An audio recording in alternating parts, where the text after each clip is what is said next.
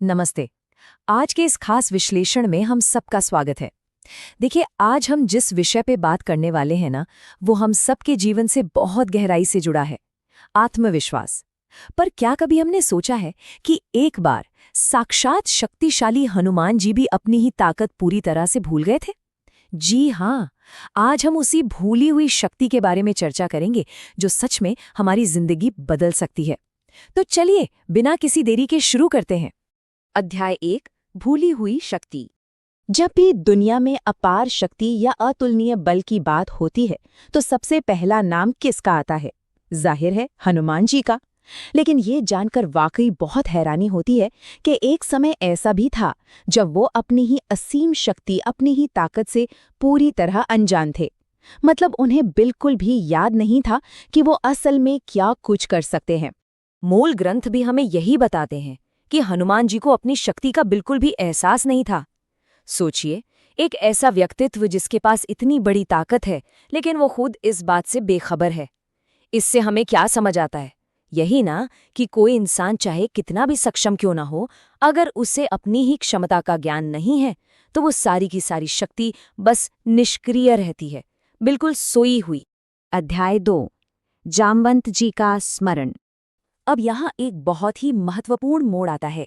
हनुमान जी को अपनी शक्ति का एहसास तब तक नहीं हुआ जब तक जामवंत जी ने उन्हें याद नहीं दिलाया।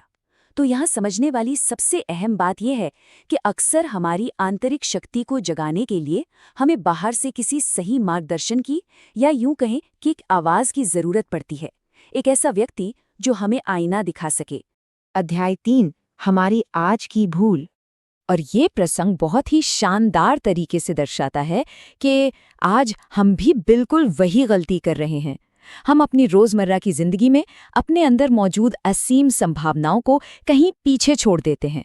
हम अपनी ही ताकत को भूलकर छोटी छोटी बातों पर खुद पर संदेह करने लगते हैं। ऐसा लगता है जैसे हम भी अपनी क्षमता पूरी तरह भूल गए हों। अध्याय 4 दुनिया का नजरिया। अब देखिए, आत्मविश्वास का एक बहुत ही कड़ा और सीधा सा नियम है। अगर हम खुद पर ही विश्वास नहीं करेंगे ना, तो ये दुनिया भी हम पर कभी विश्वास नहीं करेगी। ये एकदम तय है। समाज का जो हम पर भरोसा होता है, वो पूरी तरह से सिर्फ इस बात पर निर्भर करता है कि हम अंदर से खुद को कितना सशक्त मानते हैं। अगर हमारे अंदर आत्मविश्वास की कमी है, तो बाहरी दुनिया भी हम पर दांव नहीं लगाएगी। वहीं अगर हमारा आत्मविश्वास मजबूत है, तो पूरी दुनिया हम पर भरोसा करती है। अध्याय 5 आंतरिक शक्ति की पहचान। तो इस पूरे विश्लेषण से सबसे बड़ा सबक क्या मिलता है? सबक यही है कि हमें अपने अंदर मौजूद उस अपार शक्ति को पहचानना होगा। अक्सर हमारी खुद को लेकर जो धारणा होती है ना, वो हमारी असल क्षमता से बहुत छोटी होती है। सच तो ये है कि हम जितना भी सोचते हैं, हम उससे कहीं ज्यादा, सच में कई गुना ज्यादा करने में सक्षम है। बस उस सोई हुई ताकत को जगाने की देर है।